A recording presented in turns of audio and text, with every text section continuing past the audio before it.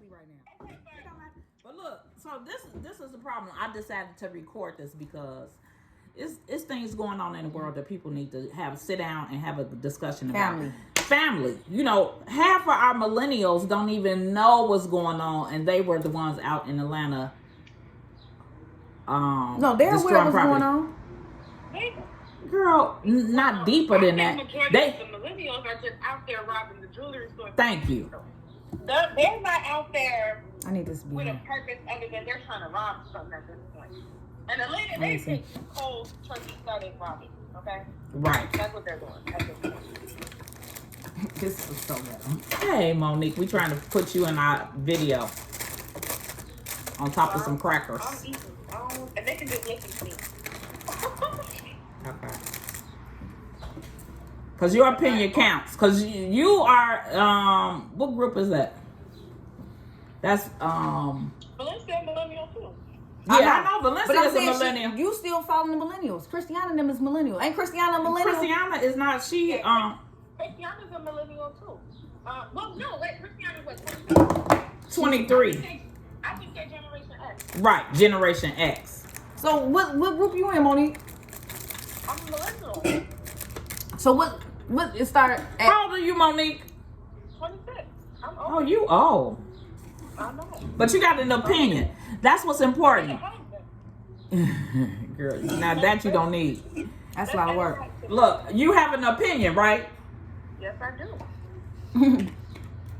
So let me just say this. Last night, you know, the internet, whatever social media that everybody is, you know, tuning in to, they're looking at that stuff because guess what? They're talking about it, and when I saw it, it just grieved my spirit. I felt like Jesus.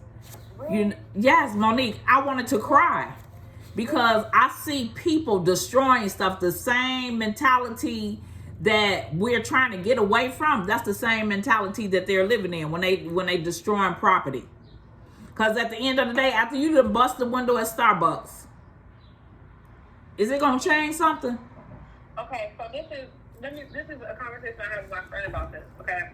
And he was on the same page as you. And this was my question for him. I'm going to ask you the same question. Back in the days of slavery, right?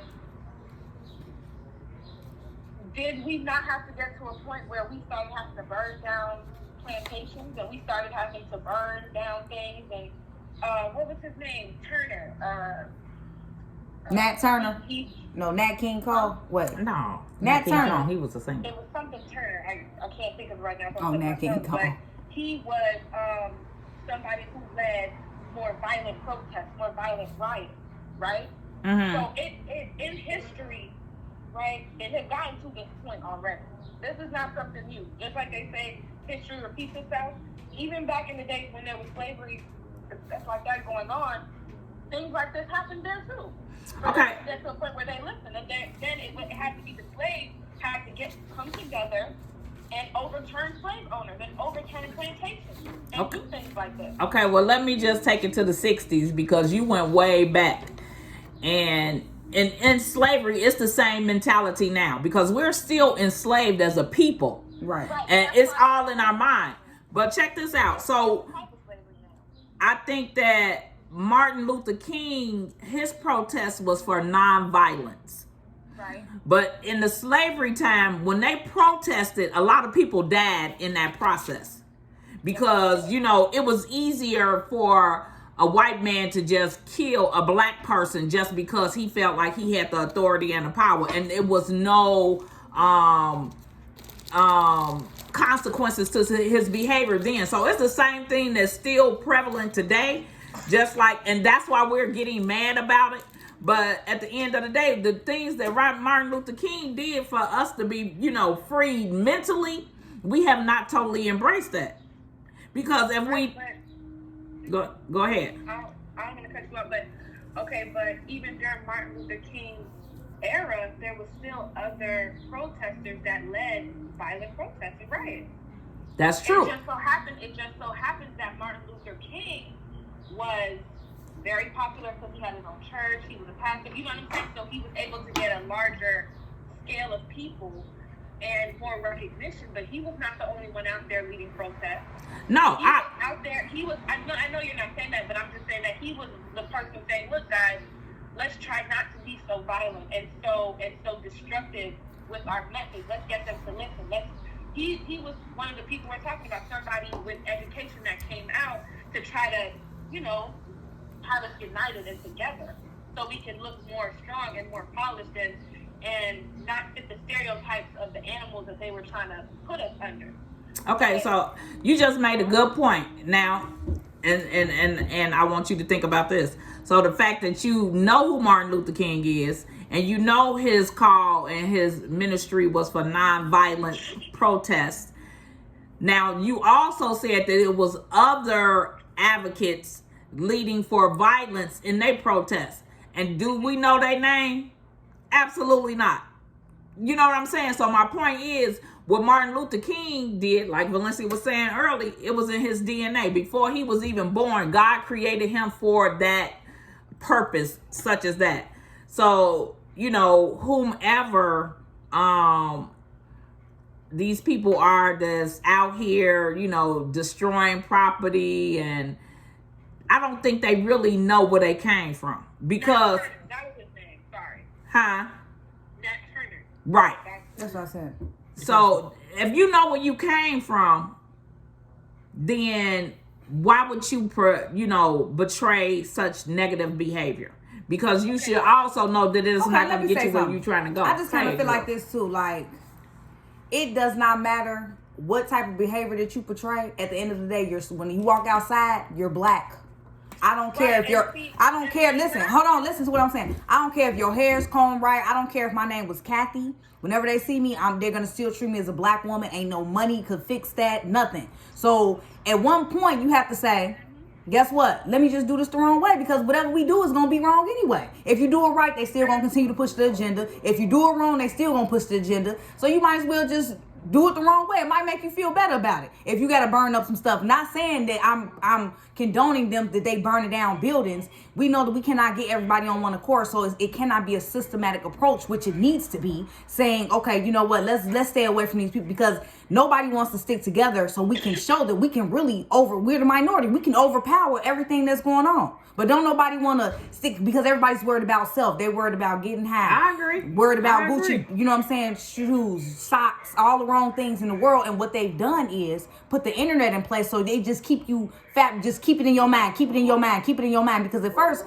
I was watching all the stuff with the pandemic, and I wanted to be front and center and know everything that was going on. Then it became very taxing on my mind, because you can turn it off and it still leaves with you. So if you doing stuff and you having thoughts in your brain about, dang, that's really messed up, and then you will get into a mode of panic.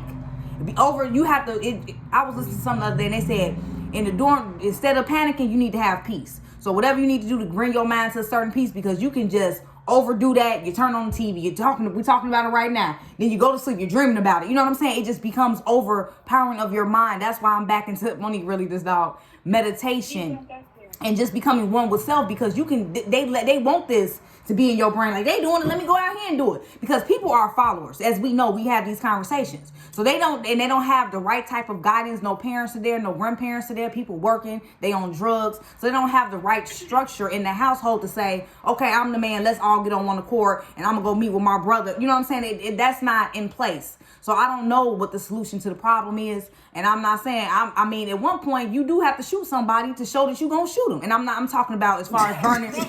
No, I'm talking about as far as burning the buildings down and doing all that type of stuff. Because then they're going to keep playing with you, and then you're going to keep seeing your people die. Right, that's what And in response to what Zion was saying, okay, like we said, do we know about them? No. We don't know a lot about our history. They don't teach us that.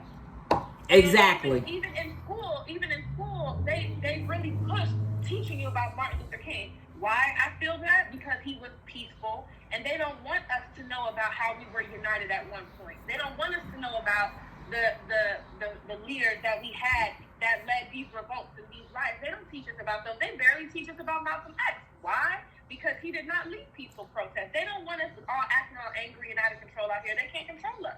Right. So that's what I'm saying. To that point, they can't control us. So of course they're not going to teach us about those people. But if you go into your own history, you're going to see a lot more of those. Oh, absolutely. That's why we need to start turning off the TV, because guess what? whatever their reporting is, like I just found out about the news. Feeding your spirit. They don't do nothing but report all of the shootings in the black community. So you're gonna be like, if you got a son, I don't want to live over here no more. You're gonna move to the suburbs. They want your property. They want this. So they put stuff in your mind so you can react different. You know what I'm saying? You gotta think. I watch the news all the time. People like, why you watching? At one point, I used to feel like the news was negative and knowledgeable at the same time. Oh, you're gonna die. This is gonna happen. I'm just saying, you're gonna die. This is gonna happen, but it don't even matter. You do watch the news because they put it on social media, so there's no way you can get around. I mean, that's another form of feeding. Yeah, that's what I'm saying. It's just there. You know what I'm saying? So if it's through TV, internet. Well, let me correct what I just said. Then I don't like to watch the national news, all that, because I feel like it's very censored to make you believe what they want you to believe. But I feel like that's all the media. The type of news that I like to watch and look into is I want to see it from the source. I don't want it to be edited for the public and the But if you think about it, everything is edited. Anything they put about the pandemic, they was taking stuff down. So everything is watched. Everything is I don't even know what to believe. That's what I'm saying. So even the stuff that's going on the news, it's like they don't put everything on the news. They very selective as to what they want to put out here. I was working for the government.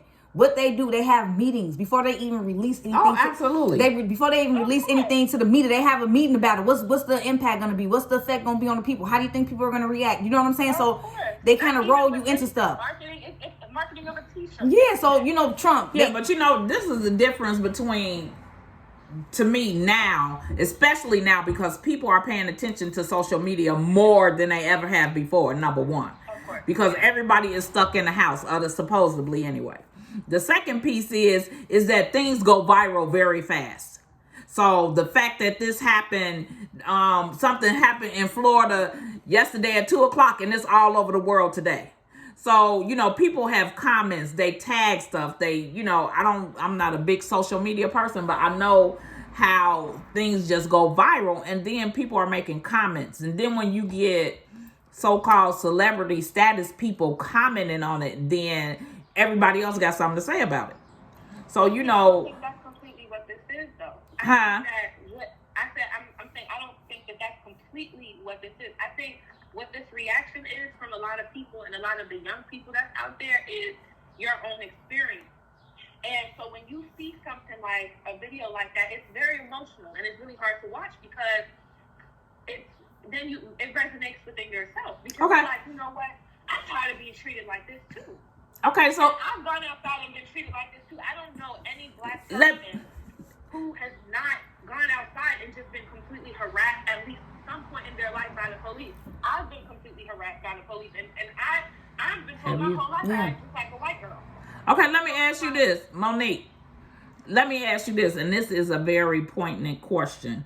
So when you saw the video, how did you feel? I felt really hurt and upset by it. Why? Because I've been in situations where I have witnessed black men literally doing nothing and being treated that way, being ripped to the floor, being completely tackled, and it was completely uncalled for. And I just feel like it's kind of unfair to say, oh, you're resisting. It is a natural reaction. If somebody is attacking you, to defend yourself, period. That's true. I don't care if you're in uniform. I don't care who you are. If it's your child, it is your natural reaction to defend yourself. It's a natural reaction. So you can't say that somebody, oh, he was resisting. Yeah, I think Ron did. You guys are completely tackling. I'm tapping it off. Wait, you got to answer my question. Yeah. Nah, Valencia talking about it's time for her to go. I'm like, girl, no, you got to answer my question. Because I'm going to pose the same question to you that I posed to Monique. So when you saw it, how did it make you feel? Because, we respond to our feelings. And the people that's tearing down property in Atlanta and in other places in Minnesota, they're responding to their feelings without the benefit of intellect. So what that means is they're responding to how they feel without processing it. They're taking it personal and making it, and they're putting themselves in that situation. Yeah, so, like I was saying, at the end of the day, and this is what I was trying to get at, like, my entire life it's been, a joke, oh, you act like a little white girl, you act like a little white girl, but at the end of the day, when I'm outside, I'm a nigga. I don't care how I act to anybody else. At the end of the day, I'm a nigga. I'm not light skinned. I'm brown skinned. I'm not like super dark, but I'm black, period. Right. I can't hide that. It doesn't change. So I don't care how I'm perceived to act by anybody else. at the end of the day, I am a nigga. That's it.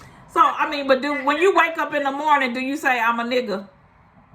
No, I just said Right. that's So how I'm perceived. No, I said that's how I'm perceived, and that's how I describe it. Okay. I didn't say that's how I feel about myself. Right, because I think what happens is we don't really think about it until situations like this. Exactly, and then you get completely reminded. Yes, of yes. When you're living in the world with other people, what you are, and then it kind of gets to a point in your life where you're like, wow, I mean, well, maybe I do need to alienate myself to my own type of people, because when I try to expand and do other things, it's like I'm always going to be the nigga here. You know what I mean? So it's like you could be. I could have all white friends, right? At some point, I'm going to be put in a situation where I'm reminded what I am and who I am. Yeah. Whether or not I see myself. And there's always it's always an uncomfortableness among friends. Exactly. Exactly. And then it's like, okay, I'm thinking about myself. I went to an all-white high school, and I was completely alienated to the point where it's like I'm just stereotyped with everything that I do. I don't even have to do anything wrong. I'm stereotyped as soon as I walk through the door.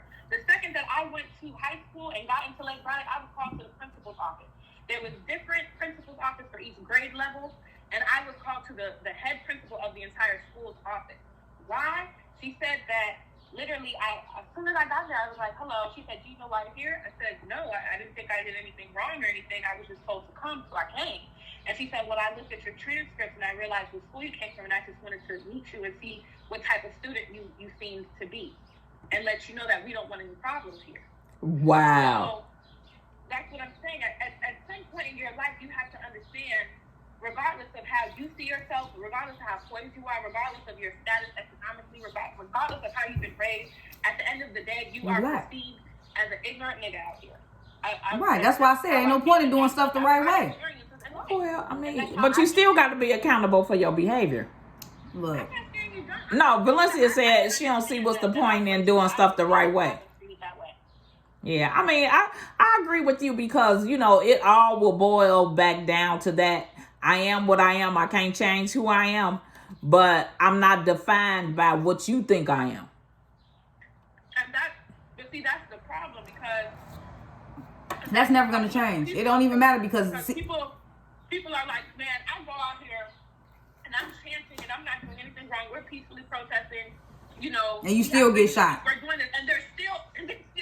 That's why I said it does not matter. They're still coming out there and acting like we're violent and we're thugs and we're this. Okay, so Valencia. I've been at work and was getting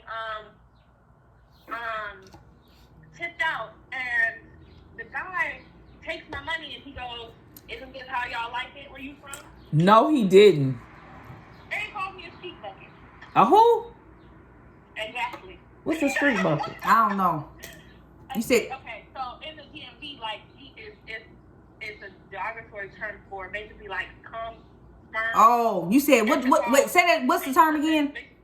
Basically, he cum like black women whore. I know, but what did you say he called? A deep bucket. Deep. Skeet.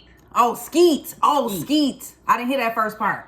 I thought you said deep bucket. No, a skeet bucket. Skeet. And then he's like, "Isn't that how I like where you're from?" And when I went off, it was another co-worker of mine, another co-worker, a black man, who pulled me literally to the back of the restaurant and said, "Don't attack him," because I was about to beat his ass. Literally, I was about to really go down. Valencia said sometimes you got to fight. But Monique, let me ask you this. So, okay, so that's your stance on, you know, how that made you feel, and I get that. You know, basically what you're saying is, you know, we are who we are, and you know who you are. But when they try to define who you are, then it's an uncomfortableness, because I recognize that you think that I'm a nigga too. But at the end of the day, I have worth and value just like you. So I'm not going to step down to that level of degrading who I am just because that's what you try to treat me or portray me as. So the next question. So the next thing that I want to know is, so what do you think about black people, us, African Americans, killing each other? Because not only are we dealing with the fact that the white man is killing us, but we killing each other. That is another situation that is just a whole other belonging. I really don't know how to, and that goes back to what you were saying, like, we're just not unified. I don't really know. That's what my friend just said in the car. What? That's what my friend just said in the car. He talked about we could be mad at the white man for killing us, right? And it does not make sense, but it makes sense. But at the same time, we're killing us. And if they try to find out who killing us, we be like, we ain't gonna snitch. You understand what I'm saying? So if a black dude kill a black dude, and then, you know, when they try to find out who killed him, ain't nobody gonna tell because it's the street code. But if a white man kill him, you know it's still wrong too. So it's like, what, you beating a dead horse with both of them, because we kill us, it's okay. But y'all kill us is a problem. It's not okay. No, I'm not saying it's okay in real life. Right, but you're not. We're not going to be protesting, tearing up the property because a black boy shot another 20-year-old black boy in the head. Do you understand what I'm saying? So that don't make us mad. I don't know. But it should. Absolutely. That's what I'm saying. It really doesn't make sense. I don't know how to unify black people as a whole to help them understand that I don't care if he's from a hood 2 blocks over. That's still you. That's still your cousin. That's still your brother. That's still, you know what I'm saying? I don't know how to unify us as a people, but I do feel like it has a lot to do with the type of areas. Okay, think about the type of areas where a lot of the black be upstairs doing whatever he doing. How he just come down here and stop the dryer? It comes from This time ago. you know, really, really, really impoverished areas that are generationally in poverty. Right, so And they mad. have this mentality of, this is what I got, I'm a protector, this is my block, this is, you know, so it's like, I don't know how to get them out of that. It's a ghetto mindset, and it's unfortunate. But I feel like back in the days, you know, with the Black Panther parties and even Martin Luther King, he tried to really unify us, and I don't know what went wrong there. Yeah. I don't know.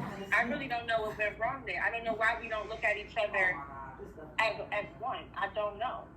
And even when it comes to Africans, What does it smell like? A lot of Black Americans try to alienate Africans or other races of Black. But we're all Black. At the end of the day, I don't understand. Yeah, I mean, No, I you know don't what? think we If this would have come from, it come from them putting black people down their whole life. Everybody, I live in the ghetto. Everybody is mad. They ain't got no money. They tired of working like a slave. They tired of not having nothing. You ain't got no insurance. So it's gonna create a mad, intense environment. So if somebody got a little bit more than you, they come to take it. And the stuff that you got to protect it. So regardless. That's why I was saying the generational. Yeah, that's what I'm saying. So it goes back to the generations. This is my block. This is all I got. I'm gonna protect it. But it's like, this is not even your block. It belongs to the government. Why you not go get a real block? Like, I don't know. I don't really know how to change that ghetto mindset. You can't. It's just, Yeah. That's why we can never be on the same accord. Well, so let me ask you this. So how you feel about guns? So Valencia says, so they gonna take everything from you anyway, so I ain't got it, I'm gonna take yours and da da da da. So how do you protect yourself? If somebody got a gun and you got a knife, you're gonna lose. I don't know. She said you gotta learn how to run, so keep training. But you can't outrun a bullet, honey. All I'm saying is, okay, but if you want to act nonviolent, either you need to shoot back or be like, you know what, we're going to pray about this and then